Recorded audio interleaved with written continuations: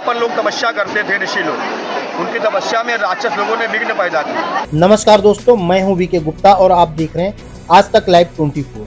आज तक लाइव 24 में आपका स्वागत है। आज हम आपको आज लेकर चलते हैं उत्तर प्रदेश के सीतापुर जनपद स्थित नैमिष धाम। एक बार फिर श्रद्धा और आस्था के केंद्र में है।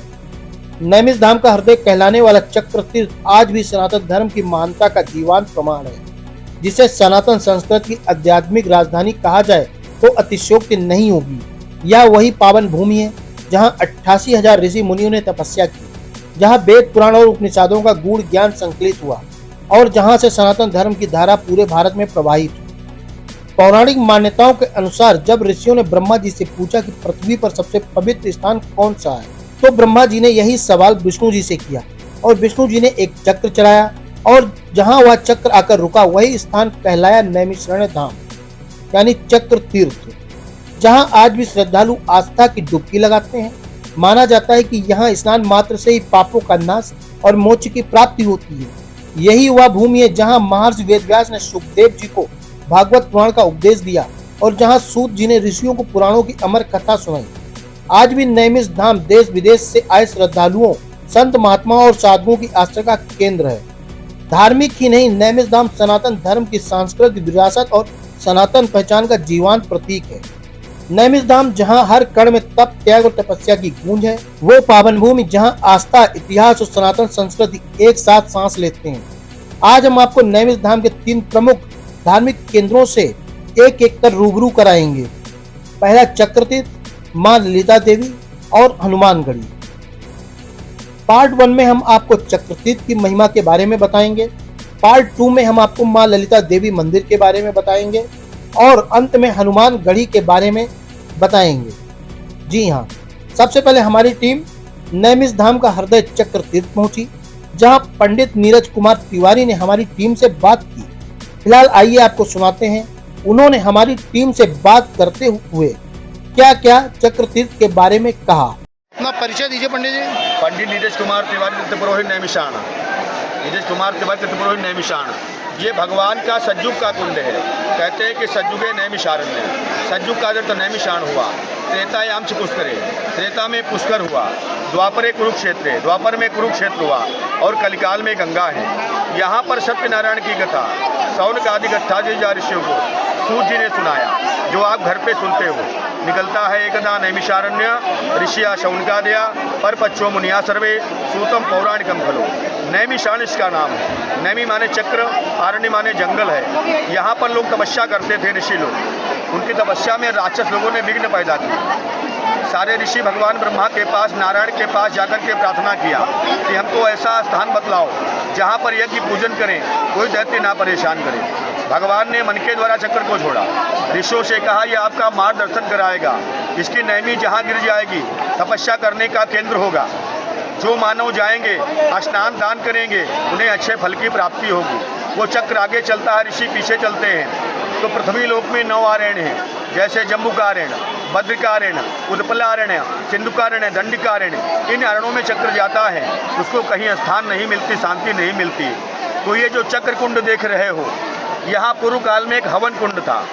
ऋषि लोग हवन किया करते थे, जिससे वायुमंडल पवित्र होता था। जब चक्र धर से निकला, चक्र और धुआं एक में टच हो गए, तो चक्र नीचे खींच लिया। धुएं ने चक्र को नीचे खींच लिया, जैसे लोहे को चुंबक खींचता है। इस प्रकार चक्र जब नीचे गिरा तो पृथ्वी में होल करने लगा।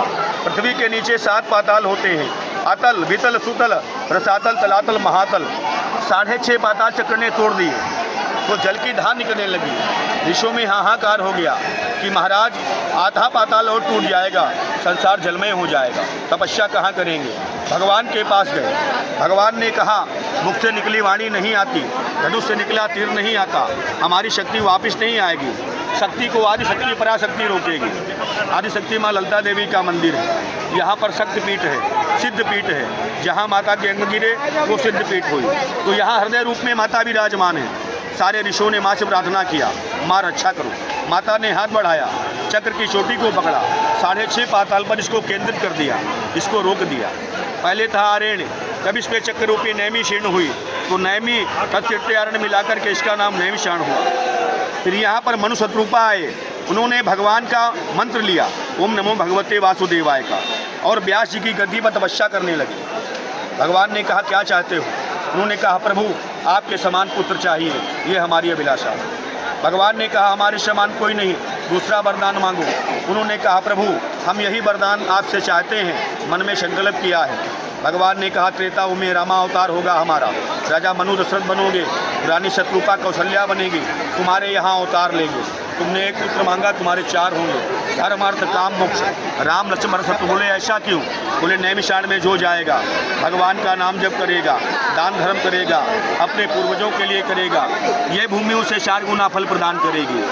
तो बोले महाराज त्रेता आने में समय है, अब हम घर भी नहीं जा सकते।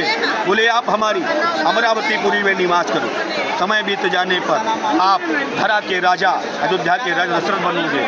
तो इसी के वरदान से भगवान राम का अवतार हुआ और अभिलाष मन शत्रुपा का पूर्ण हुआ। अगले जन्म में वही राजा मनु जो थे वो दशरथ और कौशल्या माता बनी।